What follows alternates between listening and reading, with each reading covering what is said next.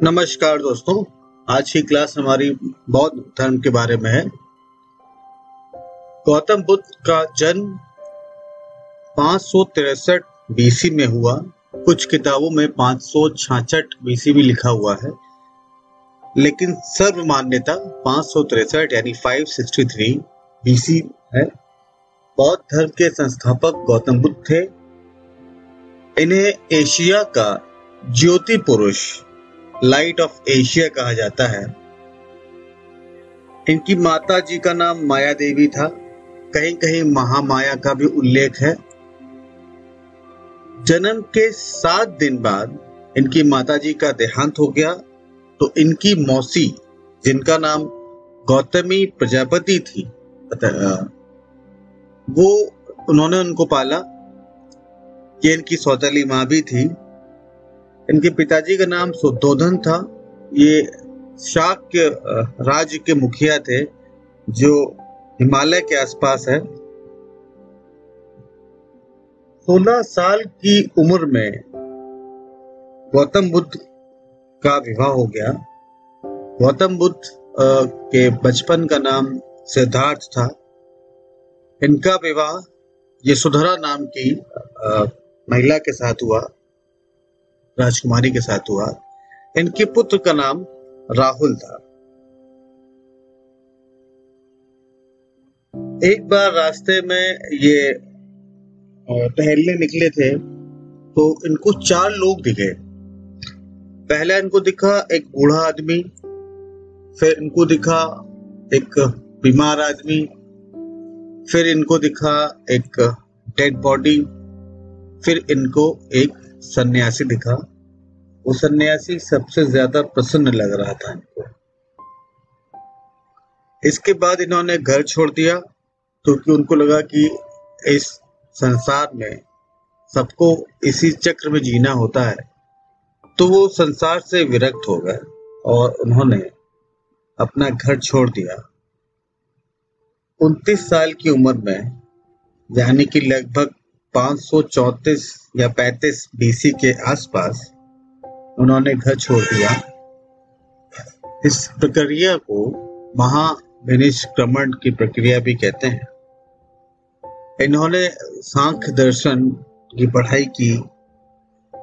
अलार कलाम इनके पहले गुरु थे, जिन्होंने वैशाली, आज के बिहार में के अंतर्गत शिक्षा ली। तो देखा जाए तो अलार कलाम इनके पहले गुरु थे। इनके अगले गुरु का नाम रुद्र कराम पुत्र था। ये राजगीर के पास थे और ओरुविला में इनकी पढ़ाई हुई। इनकी मतलब उन्होंने और शिक्षाएं ली। इनके शिष्यों का नाम था, जो जिनके संपर्क में ये आए, शिष्य क्या, इनके गुरु भाई मान लीजिए इनको। उनका नाम था कौंडिन्य, बप्पा, भाटिया, महानमा और उसग्गी। 6 साल की कड़ी तपस्या के बाद 35 साल की उम्र में, लगभग 528 बीसी में, पूर्णिमा के दिन, वैशाख पूर्णिमा के दिन, इनको ज्ञान की प्राप्ति हुई। निरंजना नदी के पास, ये बिहार में है, अब नाम बदल चुका है। इस प्रक्रिया को एनलाइटमेंट कहते हैं। इन्होंने अपना पहला जो लेक्चर, यानी पहला जो ज्ञान दिया, वो सारनाथ में दिया। सारनाथ जो बनारस में है। सारनाथ का पुराना नाम ऋषि पट्टनम था। और इस पहले लेक्चर को देने की घटना को धर्म चक्र प्रवर्तन कहते हैं। इन्होंने जितनी भी लेक्चर दिए वो पाली में दिए, और अधिकतर इन्होंने जो इनका सत्संग रहता था, जो इनके लेक्चर्स रहते थे, वो कौशल राज, वैशाली, कौशाम्बी और श्रावस्ती के आसपास। सबसे ज्यादा उन्होंने श्रावस्ती में दिए। तब के राजा बिंबिसार, प्रसेनजीत और उदयन इनके प्रमुख चेले थे। शिष्य 80 साल की उम्र में 483 बीसी में कुशीनारा के पास, कुशीनारा ये संत कबीर नगर के पास है, संत कबीर नगर उत्तर प्रदेश में है, और ये इस घटना को महापरिनिर्वाण कहते हैं। इनकी जो ये बोलते थे, जो ये लेक्चर्स देते थे, वो 3 टाइप की अलग अलग श्रृंखलाओं में लिखे गए: विनय पिटक, सूत पिटक और अधिधम्म पिटक। इनकी मान्यता थी कि कोई आत्मा जैसी चीज नहीं होती, परंतु पुनर्जन्म होता है। तो ये बड़ा इंपॉर्टेंट क्वेश्चन कई बार पूछा जा चुका है कि बौद्ध धर्म की मान्यता में पुनर्जन्म है कि नहीं।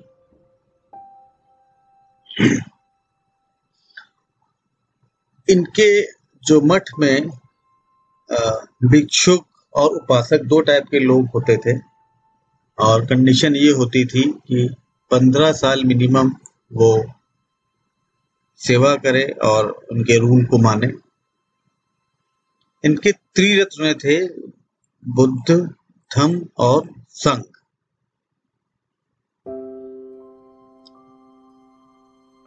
इन्होंने ही कहा था कि विश्व दुखों से भरा हुआ है, लेकिन ये इन्होंने एक उपनिषद से लिया गया था। भिक्षुक जो होते थे वो प्रचार के लिए संन्यास ग्रहण करते थे, और उपासक वो होते थे जो गृहस्थ होते थे मगर वो भक्त होते थे, मतलब इनके मठ के मेंबर्स होते थे लेकिन वो गृहस्थ होते थे। और न्यूनतम एज था वो 15 साल भी था। इस मठ में एंट्री को कहा जाता था उपसंपदा। बौद्ध की 3 सभाएं या कॉन्फ्रेंस या संगीतियां हुई 4। पहली हुई 483 बीसी में, जब इनकी मृत्यु हुई, राजगृह में हुई। उस समय वहां पे जो अध्यक्ष थे, अध्यक्षता मतलब जिन्होंने इस कॉन्फ्रेंस को जिन्होंने अध्यक्षता जिन्होंने की, उनका नाम था महाकश्यप, और उस समय सम्राट थे अजातशत्रु। फिर दूसरा ठीक 100 साल बाद 383 में हुआ, वैशाली में हुआ। सभागामी नाम के व्यक्ति ने इसकी अध्यक्षता की, और कालाशोक नाम के राजा हुआ करते थे। फिर हुआ 255 बीसी में पाटलिपुत्र में हुआ। मोगलीपुत्र नाम के व्यक्ति ने इसकी अध्यक्षता की, और उस समय शासक थे अशोक। चौथा हुआ पहली सेंचुरी में, पहली शताब्दी में कुंडल वन में हुआ। वसुमित्र जी ने अध्यक्षता की। कनिष्क इसके शासक थे उस समय। और इसी टाइम पे बुद्ध 2 अलग अलग संप्रदायों में बंट गया, हीनयान और महायान। धार्मिक जुलूस का सबसे पहले प्रारंभ बौद्ध धर्म द्वारा प्रारंभ किया गया। बौद्धों का सबसे इम्पोर्टेंट जो त्योहार है वो वैशाख पूर्णिमा है, क्योंकि वैशाख पूर्णिमा के दिन गौतम बुद्ध का जन्म हुआ, उनको ज्ञान मिला और उनकी मृत्यु हुई। बौद्ध धर्म में 4 आर्य सत्य हैं: दुख, दुख समुदाय, दुख निरोध और दुख प्रतिपाद या प्रतिपदा। और इस सांसारिक दुखों से मुक्ति हेतु बुद्ध ने 8 मार्ग बताए। 8 मार्ग का मतलब था इनके 8 तरीके आप अपनाइए और इस संसार के दुख चक्र से बाहर निकल आइए। वो थे सम्यक दृष्टि, सम्यक संकल्प, सम्यक वाणी, सम्यक कर्मंत, सम्यक आजीव, सम्यक व्यायाम, सम्यक स्मृति और सम्यक समाधि। आखिरी सम्यक मतलब कंट्रोल्ड। और 10 इनके जिसको कहते हैं कि 10 नियम उन्होंने अलग बनाए, जो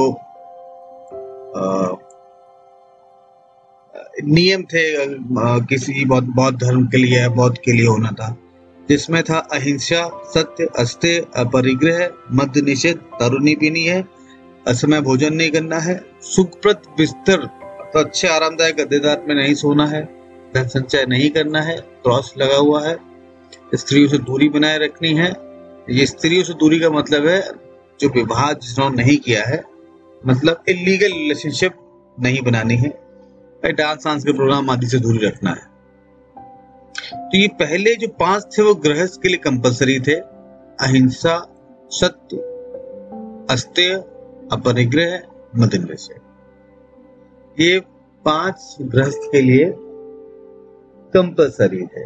अब इनके मठ के बारे में बताते हैं। इनके मठ तो बहुत सारे हैं, लेकिन जो सबसे इम्पोर्टेंट है, जो एग्जाम में अक्सर पूछा जाता है, वह है ताबो। ये ताबो मठ हिमाचल प्रदेश में है। एक नामग्याल, ये नामग्याल मठ धर्मशाला में है, ये भी हिमाचल प्रदेश में है। एक हेमिस मठ है, ये बहुत बड़ा मठ है, ये लद्दाख में है। फिर एक तवांग मठ है, तवांग मठ आपका अरुणाचल प्रदेश में है, अरुणाचल प्रदेश में है। और ये आपका लद्दाख में है, ये दोनों आपके हिमाचल प्रदेश में है। और बोधि मठ, ये बोध गया में है, जैसे नाम से पता लग रहा है कि ये गया में है। तो ये जो मैंने आपको आज बताया वो मैक्सिमम क्वेश्चन कवर करेगा, और आप खाली इस स्क्रीनशॉट को उसको लीजिए, वीडियो को एक बार देखिए, और स्क्रीनशॉट देखते ही आपको याद आ जाएगा कि आपने क्या क्या इस वीडियो में सुना।